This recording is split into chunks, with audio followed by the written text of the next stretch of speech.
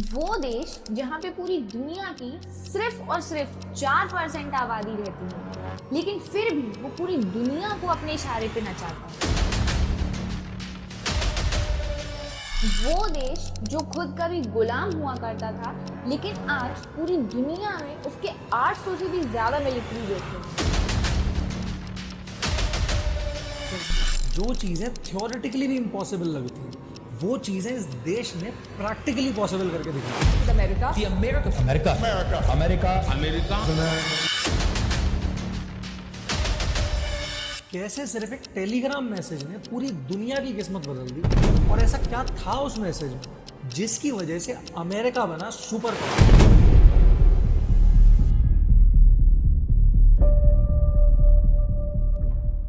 कहा जाता था कि ब्रिटेन वो साम्राज्य था जिसका सूरज कभी नहीं डूबता था, क्योंकि उसका राज दुनिया के हर कोने तक था। 1947 में भारत ने ब्रिटेन के उस राज से आज़ादी पाई, लेकिन इस आज़ादी की कहानी की शुरुआत हज़ारों किलोमीटर दूर अमेरिका में हुई थी।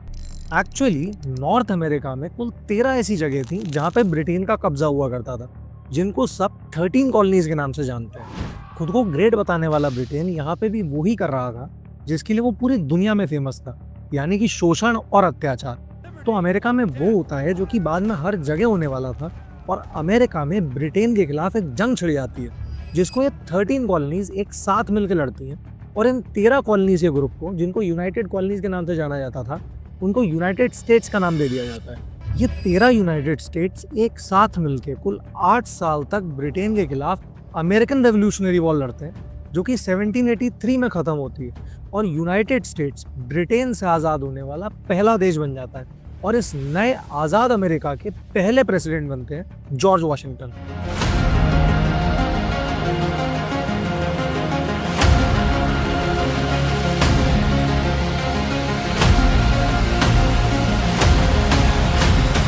जॉर्ज वॉशिंगटन ने अमेरिका की जो फॉरेन पॉलिसी थी उसको बिल्कुल क्लियर कट रखा था। उनका ये कहना था कि भले ही यूरोप कुछ भी करे, हमें उससे कोई मतलब नहीं है। यहाँ तक कि यूरोप के जो एम्बिशंस हैं और जो उसकी बाकी देशों से दुश्मनाई है, वो यूरोप अपने तक ही रखे, क्योंकि अमेरिका को इस बात से कोई लेना देना नहीं है। और अमेरिका जबरदस्ती इन सब फालतू के पंगों में पड़ के अपनी सुख शांति भंग नहीं करना चाहता। और अमेरिका एक्चुअली में करता भी यही है। वो धीरे धीरे अपनी इकोनॉमी को डेवलप करने पे ध्यान देता है, और शांत रह के सिर्फ इस चीज़ पे फोकस करता है कि वो यूरोपियन पावर्स को अमेरिकन कॉन्टिनेंट से बाहर कैसे निकाले।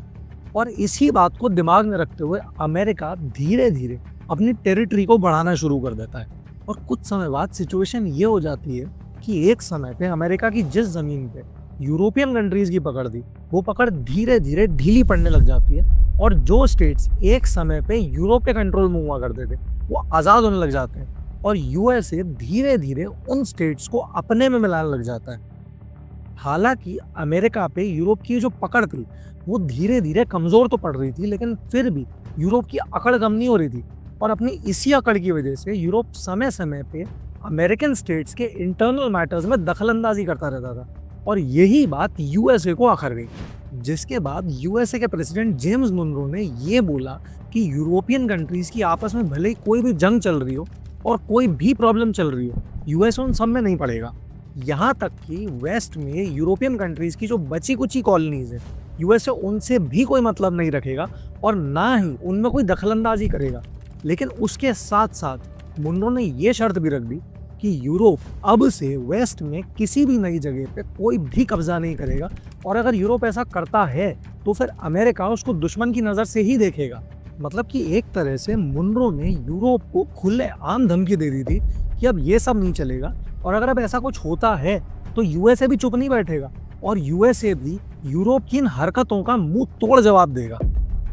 अब कहने को ये बहुत सिंपल सी बात है, लेकिन इस बात से आप खुद को ऐसे रिलेट कर सकते हो कि जब कभी भी आपको किसी चीज़ की ज़रूरत होती है तब वो चीज़ आपके पास नहीं होती है, और जब वो चीज़ आपके पास होती है तब आपको उस चीज़ की ज़रूरत ही नहीं होती है। और एग्जैक्टली यही सेम सिचुएशन उस समय पे अमेरिका की थी, क्योंकि उस समय पे अमेरिका को अगर सबसे ज़्यादा किसी चीज़ की ज़रूरत थी तो वो थी पावर की, और वही उस समय पे अमेरिका के पास नहीं थी।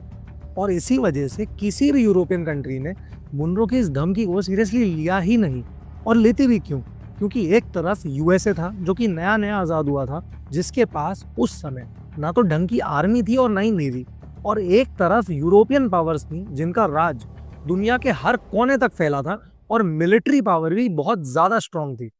अब अगर इन सारी बातों को गहराई में जाके सोचा जाए तो सवाल ये उठता है कि अगर अमेरिका एक समय पे इतना ज़्यादा कमज़ोर था कि कोई भी देश उसकी बात को सीरियसली लेता ही नहीं था, तो फिर ऐसा क्या हुआ कि आज भले यूएसए की आर्मी हो, नेवी हो या फिर एयरफोर्स हो, वो इतनी ज़्यादा ताकतवर है, और अगर अमेरिका आज कुछ भी बोलता है तो सारे देश अपने कान खड़े करके उसकी बात को सुनते हैं।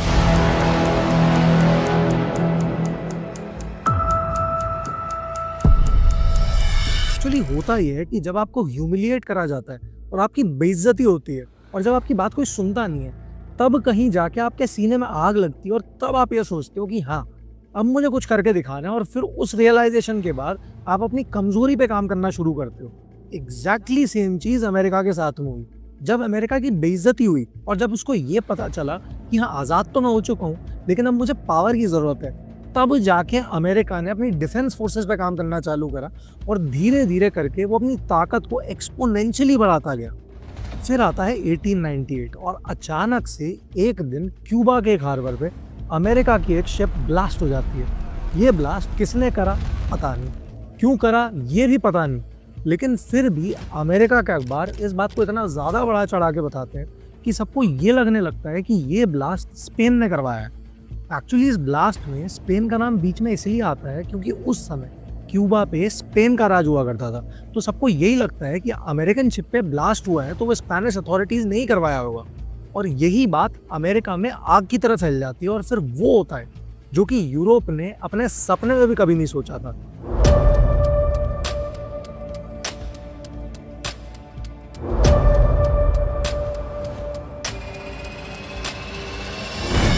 यूएसए की इस शिप में जो विस्फोट हुआ था उसके बाद यूएसए को एक मौका मिल जाता है स्पेन पे अटैक करने का, और फिर होती है स्पेनिश अमेरिकन वॉर जिसमें आखिर में जीत होती है अमेरिका की। और स्पेन की जो हार थी वो यूरोप के उन देशों के गाल पे थप्पड़ था जिन्होंने कभी यूएसए के प्रेसिडेंट जेम्स मुनरो की बात को बहुत हल्के में लिया था। पर ये जो लड़ाई थी ये तो एक तरह से सिर्फ वार्म अप थी, असली जंग तो अब होने वाली थी। 1914 ये वो साल था जब वर्ल्ड वॉर 1 छिड़ जाती है। उसमें एक तरफ अलाइड पावर्स होती हैं और दूसरी तरफ होती है सेंट्रल पावर्स जिनका लीडर जर्मनी होता है। इस जंग में ये दोनों ग्रुप्स एक दूसरे से लड़ रहे होते हैं, और जब ये जंग चल रही होती है तो यूएसए ये क्लियर कर देता है कि वो न्यूट्रल रहेगा, यानी कि ना तो वो अलाइड पावर्स की तरफ से लड़ेगा और ना ही सेंट्रल पावर्स की तरफ से। यहाँ तक कि 1916 में जब यूएसए में प्रेसिडेंशियल इलेक्शंस होते हैं उसमें वुडरो विल्सन जीतते ही इसलिए क्योंकि वो ये नारा देते हैं he has kept us out of war, यानी कि मैंने आपको युद्ध से बचाया। विल्सन ये नारा देके इलेक्शंस तो जीत जाते हैं, पर फिर कुछ समय बाद दो बातें ऐसी होती हैं जो अमेरिका को जंग में कूदने पे पूरी तरह से मजबूर कर देती हैं।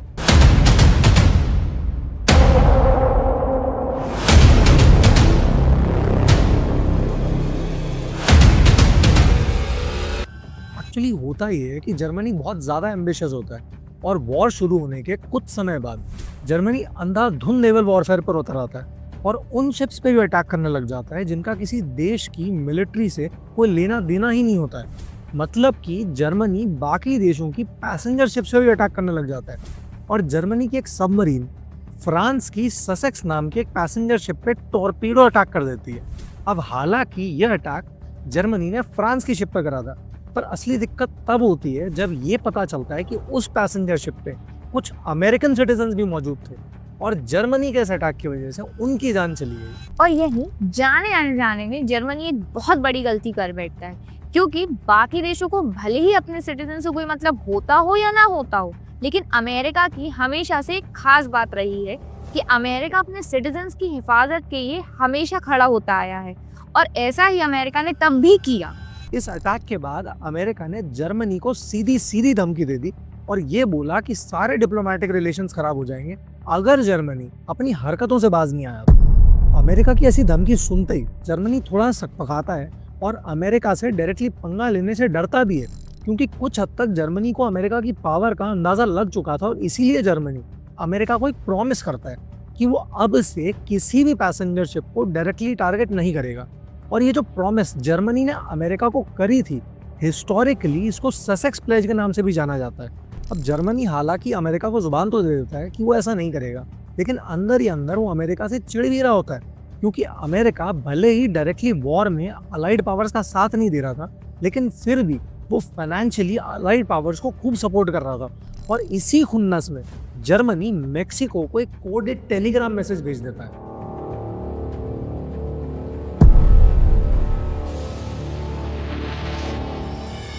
जनवरी 1917 ये वो महीना था जब ब्रिटिश इंटेलिजेंस एजेंसीज एक टेलीग्राम को डिक्रिप्ट कर लेती है। इस टेलीग्राम को जिमरमैन टेलीग्राम के नाम से भी जाना जाता है। इस टेलीग्राम में वो कोडेड मैसेज था जो कि जर्मनी ने मेक्सिको को भेजा था। जब इस टेलीग्राम को डिक्रिप्ट किया गया तब ये पता चला कि इसमें ये लिखा हुआ था कि अगर by any chance USA world war 1 में हिस्सा लेता है तो जर्मनी को मेक्सिको की मदद चाहिए होगी, और अगर मेक्सिको जर्मनी की मदद कर देता है तो जर्मनी मेक्सिको की पूरी मदद करेगा उसको यूएसए से वो टेरिटरीज वापस दिलाने में जो कभी मेक्सिको की हुआ करती थी।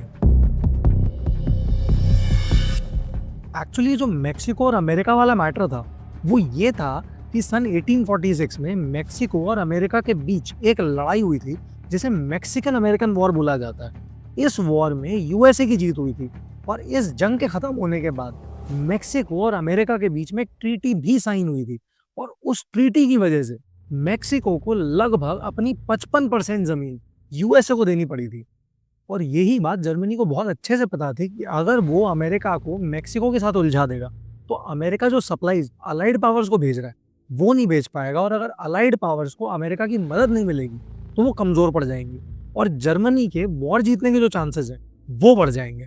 उसके साथ साथ जर्मनी का ये भी मानना था कि अमेरिका न्यूट्रल होने का सिर्फ ढोंग कर रहा है, क्योंकि अमेरिका को अगर न्यूट्रल रहना ही था तो अलाइड पावर्स की मदद कर ही क्यों रहा है, और अगर अमेरिका ऐसा कर ही रहा है तो फिर जर्मनी ने भी ये डिसाइड कर लिया कि अब वो भी ससेक्स प्लेज को नहीं मानेगा। और फिर जर्मनी ने वापस से अंधाधुंध नेवल वॉरफेयर चालू कर दिया, जिसमें उसने पैसेंजर शिप्स, कार्गो शिप्स, किसी को भी नहीं बख्शा।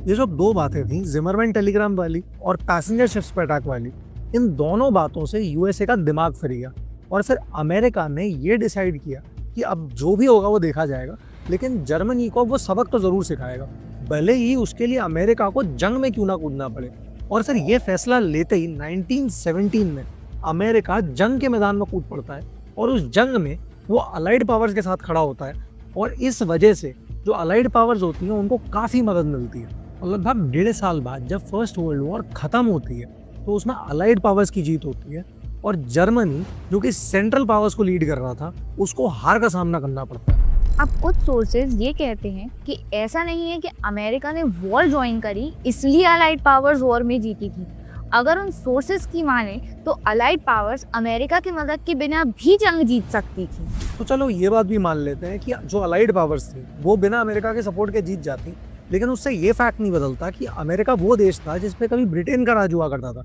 और वर्ल्ड वॉर 1 में वही अमेरिका ना सिर्फ ब्रिटेन और कई यूरोपियन कंट्रीज को फाइनेंशियली तो हेल्प कर ही रहा था, यहाँ तक कि असला बारूद भी सप्लाई कर रहा था, और उसके साथ साथ जंग में कंधे से कंधा मिला के भी खड़ा था। तो इसका मतलब ये निकाला जा सकता है कि अमेरिका अब कोई छोटा मोटा गली का गुंडा नहीं था, वो अब अच्छा खासा गैंगस्टर बन चुका था।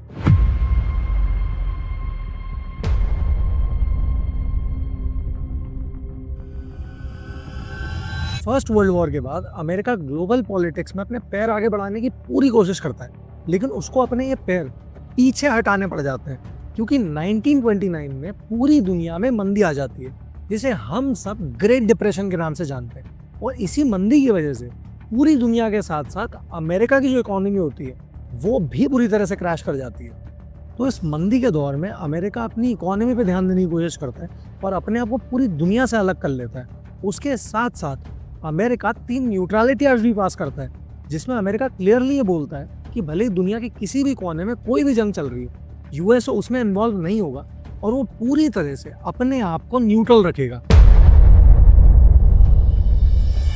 आपको बहुत अच्छे से याद होगा कि जब अमेरिका आज़ाद हुआ था तब वहाँ के प्रेसिडेंट जॉर्ज वॉशिंगटन ने ये कहा था कि हमें कोई जंग नहीं लड़नी। आप सोच के देखो कि उसके बाद अमेरिका को 150 साल लगे सिर्फ और सिर्फ अपनी आइडेंटिटी बनाने में, और अभी तो लोगों को अमेरिका की ताकत का अंदाजा लगना सिर्फ शुरू ही हुआ था, पर रिसेशन आ गया और इतनी मेहनत के बाद अमेरिका वापस से उसी जगह आके खड़ा हो गया जहां वो 150 साल पहले खड़ा था, क्योंकि इकोनॉमिक रिसेशन की वजह से एक बार फिर से अमेरिका को अपने कदम पीछे हटाने पड़ गए थे। पर कुछ लोगों को अमेरिका के ऐसे शांति से बैठना रास नहीं आ रहा था, और फिर आती है 7 दिसंबर 1941, जब जापान अमेरिका के एक मिलिट्री बेस पे अटैक कर देता है और अमेरिका के 2400 लोगों को जान से मार देता है। और यही बात तो हम बहुत अच्छे से जानते हैं कि अमेरिका की हमेशा से खास बात रही है कि अमेरिका अपने सिटीजन्स की हिफाजत के लिए हमेशा खड़ा होता है।